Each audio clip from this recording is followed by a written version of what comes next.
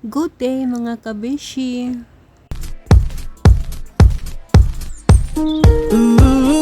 Assalamualaikum! Ngayon ay Saturday night at back to school ng mga bata at ihanda ko na nga ang kanilang baon for this week at para hindi na rin akong mahirapan sa kagawa ng kanilang baon at pinatulog ko na sila para masimulan ko na ang aking gagawin. Nilaga ko muna ang mga manok.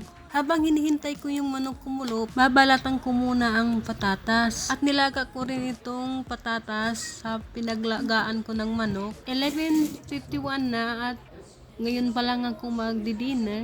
Pagkatapos ko kumain at nilaga ko na rin itong langka para pag naluto na ito, i-ref ko lang.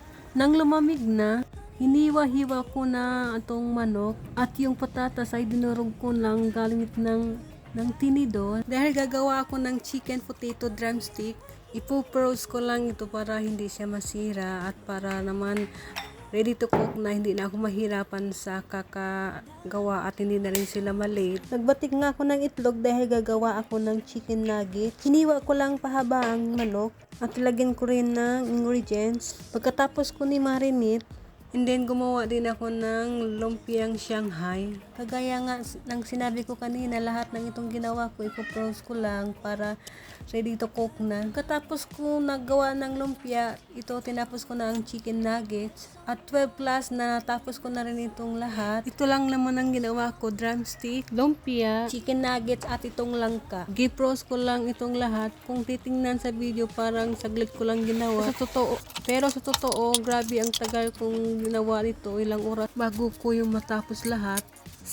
Siyempre, pagkatapos ko nagluto, siyempre lilinisan ko ng kalat at itong mga pinggan ng daming nakatambak pati mga kaserola. Grabe talaga yung pagod at antok ko na dito. Giver mo mag 2 AM na itong oras na to. Sino nga ba hindi antukin at mapagod sa ganitong oras? Anyway, kung gusto nyo pala ng lagyanan ng paminta gagaya sa akin, nilalagay ko lang yung links sa comment section.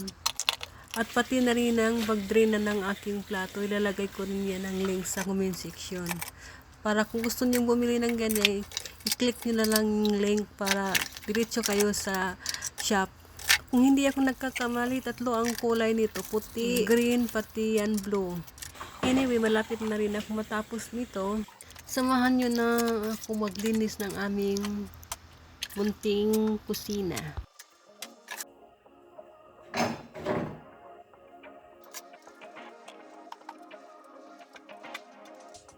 Come talk to me. I love the way you're on to me. Looking at you, looking like you're wondering if we're here for the same reason. Now that you wanna lay in the sun, getting love drawn. Ilalagay ko rin ng link ng dispenser ng rice. At pati na rin ng lagayan ko ng mga tuyo, suka.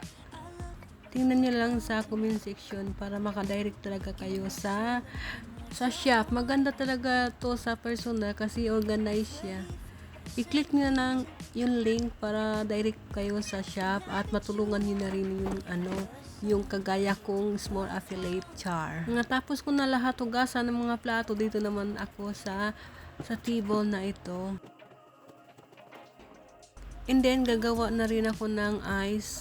Usually, gumagana pa itong dispenser pero once a month ko lang itong ginagamit dahil nga mahal ang kuryente, kailangan magtipid.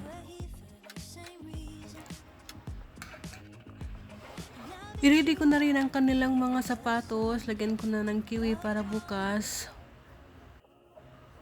susuotin na lang nila. Pagkatapos ko na ito nung ginawa lahat, ako ay naligo na para makapahinga na sa taas. At itong dalawa, ang sarap-sarap na ng tulog nila. Muntik ko pang makalimutan, hindi pa pala ako nakapagplansya ng kanilang uniform. 2 AM na, 1 oras na lang ang tulog ko. Kaya ito, imbis na matulog na ako, magpaplansya muna ako ng uniform. Buti na lang magic ko. Bilis matapos, char.